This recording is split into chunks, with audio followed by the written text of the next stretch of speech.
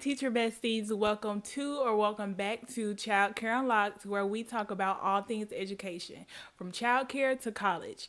This episode, why is this profession not as important as it should be, honestly?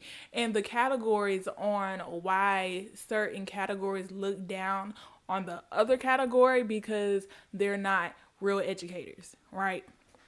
So let's talk about it. So, the categories of education, we have early childhood education, because it starts with your daycares, it starts with preschool, it starts with pre-K. Then you go from pre-K to kindergarten, first grade. So now you're so now you in elementary. Okay, elementary, middle school, high school, college, right? So we need every single category in order to make sure all the information is built upon correctly, right? So there should be no reason why any educator feels more important than the other, because they have to go to kindergarten in order to get to sixth grade. They have to get to sixth grade in order to get to 10th grade, So everybody needs each other in order to build upon correctly. So no category is more important than the other. So your early childhood education workers, which I'm a part of, is I often believe and have seen on social media that we're not, real educators. You're just daycare workers. All you do is just play with children all day. You don't really teach them nothing. Like all the things, right? Like they're not in school yet. Technically, no, they're not in school yet. But the child literally, you can literally teach a child from the womb. Like they don't even have to be out the womb for you to be teaching them. You can teach them at any stage of life. So, not like literally the profession, neither one of the professions should be looked down upon at all. And for the teachers from high school to early childhood education, why does it seem like the professors in college get more, I guess, respect, professional respect, and respect in general, not even just professional respect? Like the parents seem to understand the work that they do.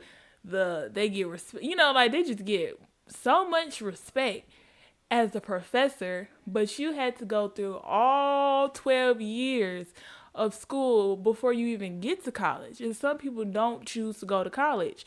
So that's not even a thing.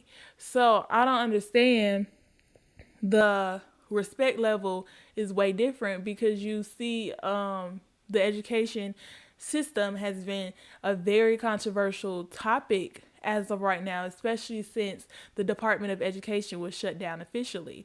So I don't get why there is no respect in education. So I do believe that education have changed throughout the years. And I was homeschooled up until I went to high school. So I was in daycare, then I was homeschooled, and then 14 hit, I went to public school. And then I've been in college and stuff like that. So I've been in public school. I've had a little bit of both worlds. So I completely understand, and I think it's based off of really the how to act home and abroad. Like, how do the parents teach their children of respecting people in general? Not even really respecting elders, not even really respecting authority, respecting people in general. Because I've been on both sides now. I've been a student in the classroom where the students was disrespecting the teacher, and it's different when the teacher was doing something, worth being respected for. It's different. But if it was like you just teaching a lesson and they yelling and they're causing a disruption, that's what I'm talking about. And now I'm a early childhood educator And even though I work with younger children, it's still, you can still see it. They is a fine line between what they're still learning and what they know, okay, and what they're competent and aware of what they're doing and what they should not do. So it's definitely based off of the basis of what they're taught on how to talk to people, on how to like conduct themselves in a certain situation, or not even a certain situation, just in a certain atmosphere. So yes, the education has changed throughout the years. I say something different than my brother, that he's 4 years older than me. He says something different than my mom, and she was born in 1973. And, the generations before, everybody's going to say something different because the educators literally has changed. Like the educators and the education has changed. We are now on computers. We don't use too many books, and then when we do use books, they're on the computer. So it's definitely a change because you have a book, but it being on the computer is such a big distraction based on the book being in your hands. So I think it's a little bit of everything, honestly, of why professions in the education field is respected differently, but I still don't agree. I still don't agree. I feel like education throughout should all have the same respect, from professional respect, from parents' respect, because the parents, I see a lot that the parents are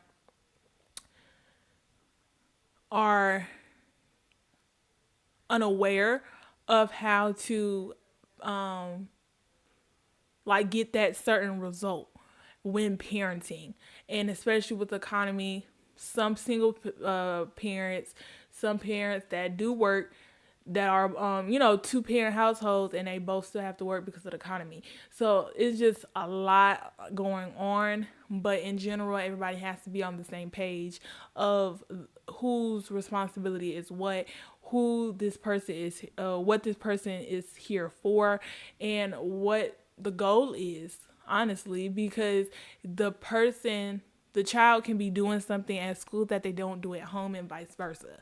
So it's not the teachers in middle school, elementary school, high school, and in college. It's never the teacher's responsibility to be the parent of whoever.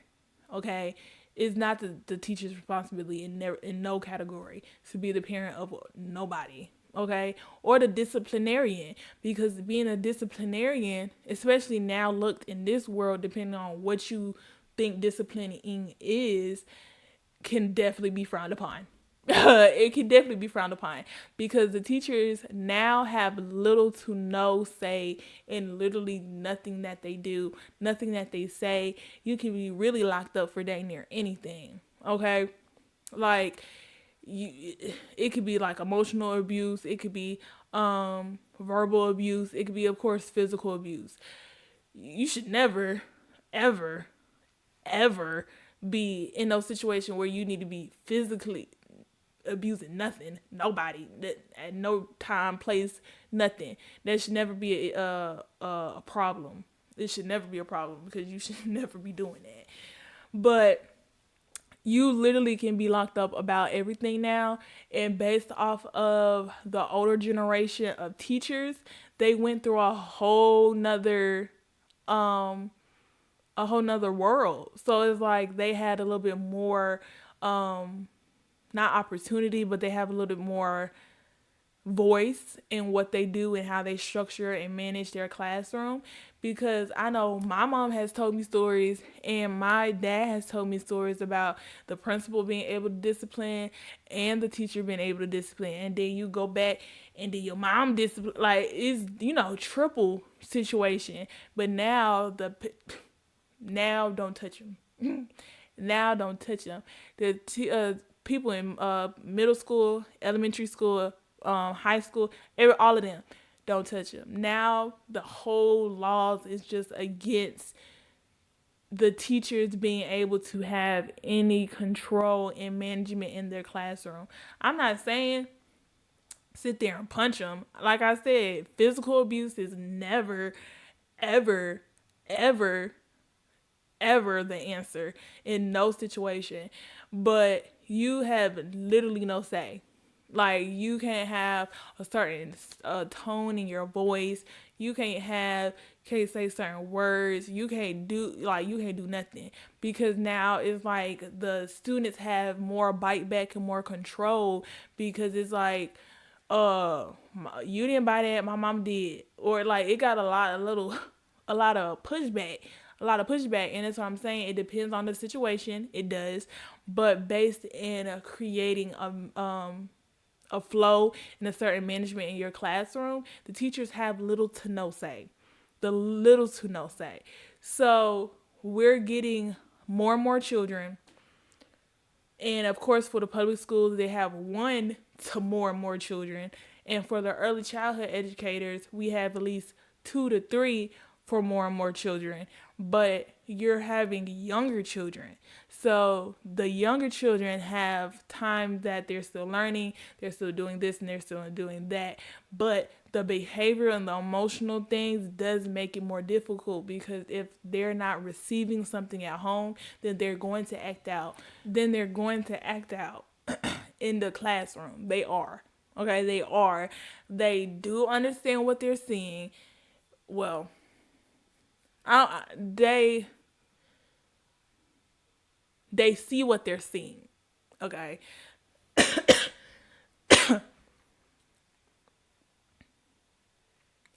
they see what they're seeing. Okay, so they hear what they're hearing. As in, if you're sitting there cussing, if you sitting there yelling, if you sitting there like not paying attention to them, you're on their your phone, and they're sitting beside you trying to talk to you or something like that. Like they internalize it, they hear what they're hearing, and they see what they're seeing.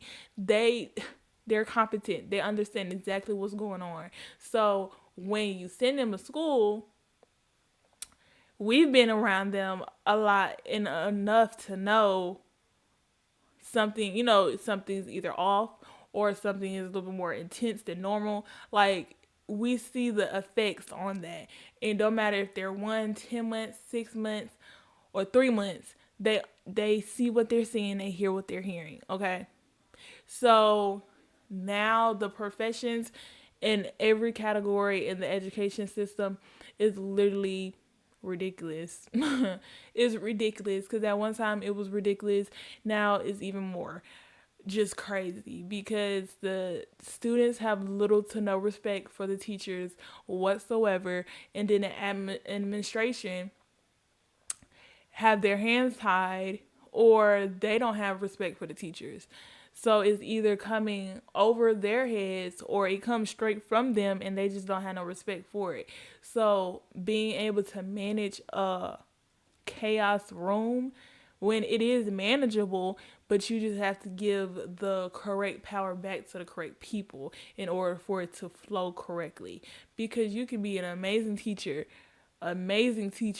but like when you have to fund your own classroom for your tape, for your staples, for your pencil, like for your basics, for your parties, for your managing like the coronavirus, managing the virtual learning, managing social media, phones, computers, like all of this as the world is still moving, but you have less and less power and you have to manage these. And then I can only imagine because my children just now started talking.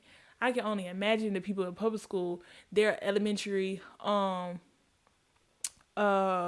middle school, high school, like you gotta manage people that think they grown already. It's crazy.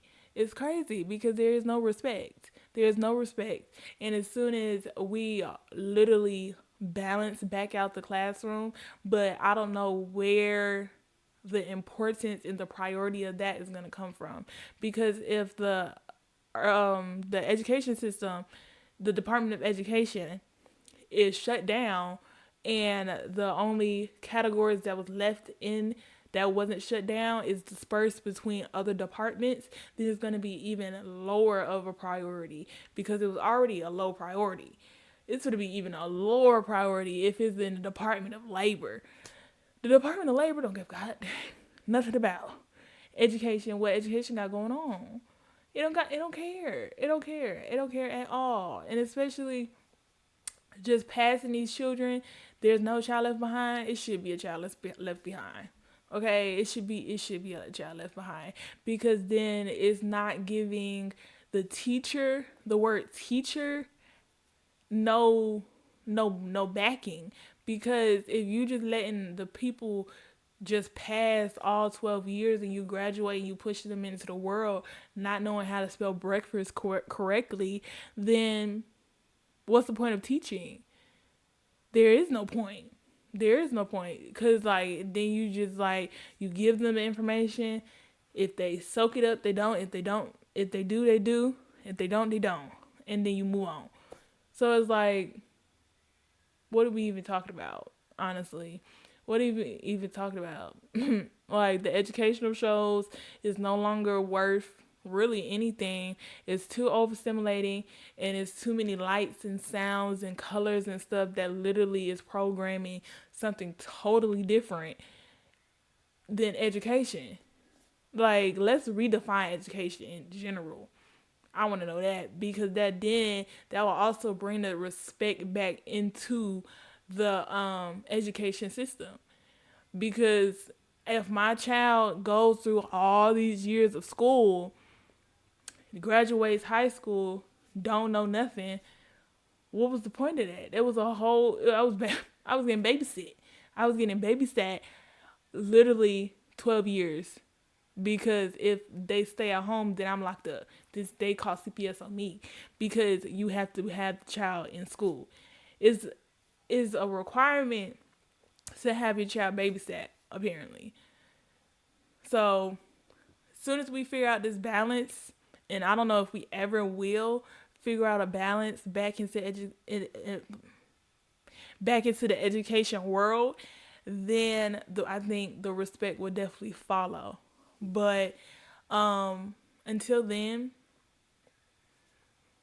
we got to take all the information that the teachers are talking about, because all over TikTok you hear teachers talking about the sixth grade graders aren't reading on grade level. They're reading on like the third grade level. Like, what you mean? Third grade is like in elementary. That's a whole, like, what you mean? And they're not reading on grade level. And that's even worse for black boys, because that's exactly how they build jail systems, based off of who can read by the fourth grade.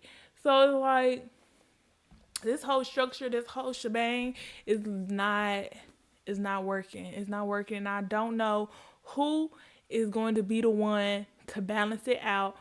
But maybe we can start here. Okay, maybe we can start here on this Childcare Unlocked platform.